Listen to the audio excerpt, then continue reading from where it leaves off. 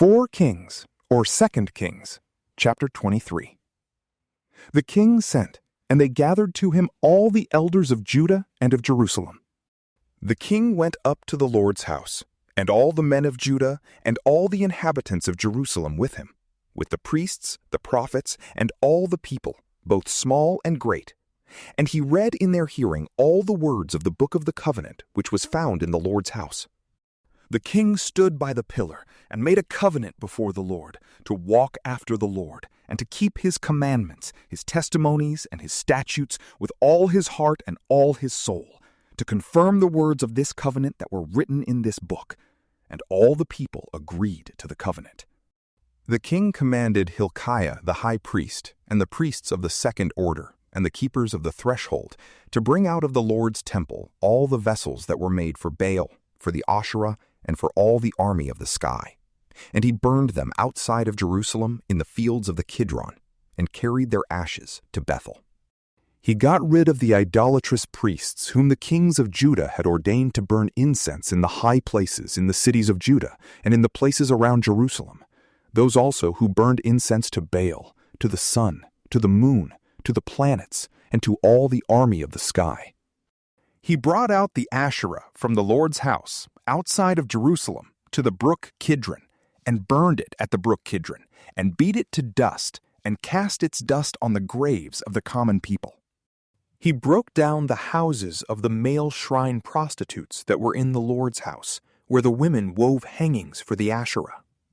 He brought all the priests out of the cities of Judah, and defiled the high places where the priests had burned incense, from Geba to Beersheba. And he broke down the high places of the gates that were at the entrance of the gate of Joshua, the governor of the city, which were on a man's left hand at the gate of the city. Nevertheless, the priests of the high places didn't come up to the Lord's altar in Jerusalem, but they ate unleavened bread among their brothers. He defiled Topheth, which is in the valley of the children of Hinnom, that no man might make his son or his daughter to pass through the fire to Molech. He took away the horses that the kings of Judah had dedicated to the sun at the entrance of the Lord's house, by the room of Nathan-Melech the officer who was in the court, and he burned the chariots of the sun with fire. The king broke down the altars that were on the roof of the upper room of Ahaz, which the kings of Judah had made, and the altars which Manasseh had made in the 2 courts of the Lord's house, and beat them down from there, and cast their dust into the brook Kidron. The king defiled the high places that were before Jerusalem, which were on the right hand of the mountain of corruption, which Solomon the king of Israel had built for Ashtoreth, the abomination of the Sidonians, and for Chemosh, the abomination of Moab, and for Milcom, the abomination of the children of Ammon. He broke in pieces the pillars, cut down the Asherah poles, and filled their places with men's bones. Moreover, the altar that was at Bethel, and the high place which Jeroboam the son of Nebat, who made Israel to sin, had made, even that altar and the high place he broke down, and he burned the high place and beat it to dust, and burned the Asherah. As Josiah turned himself, he spied the tombs that were there in the mountain, and he sent and took the bones out of the tombs, and burned them on the altar, and defiled it, according to the Lord's word which the man of God proclaimed, who proclaimed these things. Then he said, "What monument is that which I see?" The men of the city told him, "It is the tomb of the man of God, who came from Judah, and proclaimed these things that you have done against the altar of Bethel." He said, "Let him be. Let no one move his bones."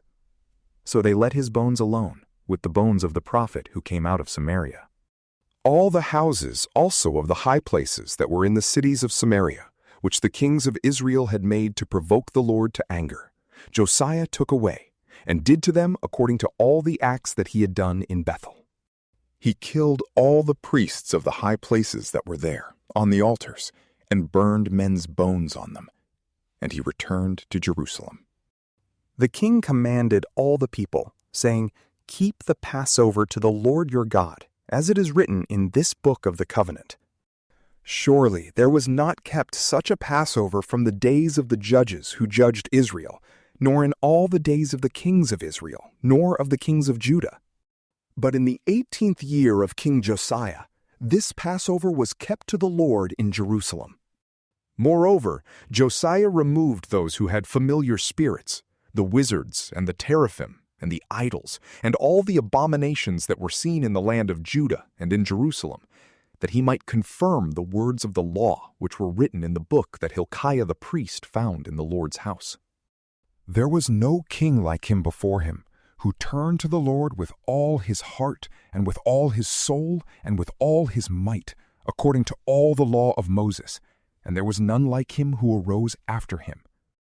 Notwithstanding, the Lord didn't turn from the fierceness of his great wrath, with which his anger burned against Judah, because of all the provocation with which Manasseh had provoked him.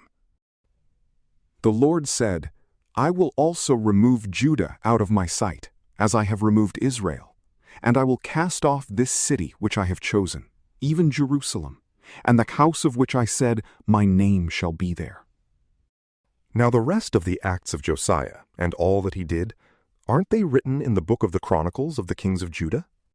In his days, Pharaoh Necho, king of Egypt, went up against the king of Assyria to the river Euphrates, and King Josiah went against him, but Pharaoh Necho killed him at Megiddo when he saw him. His servants carried him dead in a chariot from Megiddo, brought him to Jerusalem, and buried him in his own tomb. The people of the land took Jehoahaz, the son of Josiah, and anointed him and made him king in his father's place. Jehoahaz was 23 years old when he began to reign, and he reigned 3 months in Jerusalem. His mother's name was Hamutal, the daughter of Jeremiah of Libnah. He did that which was evil in the Lord's sight, according to all that his fathers had done. Pharaoh Necho put him in bonds at Riblah in the land of Hamath, that he might not reign in Jerusalem, and put the land to a tribute of 100 talents of silver and a talent of gold. Pharaoh Necho made Eliakim, the son of Josiah, king in the place of Josiah his father, and changed his name to Jehoiakim. But he took Jehoahaz away, and he came to Egypt and died there. Jehoiakim gave the silver and the gold to Pharaoh, but he taxed the land to give the money according to the commandment of Pharaoh. He exacted the silver and the gold of the people of the land, from everyone according to his assessment, to give it to Pharaoh Necho. Jehoiakim was 25 years old when he began to reign, and he reigned 11 years in Jerusalem. His mother's name was Zebidah, the daughter of Pedaiah of Rumah. He did that which was evil in the Lord's sight, according to all that his fathers had done. From PrayLamp, peace be with you.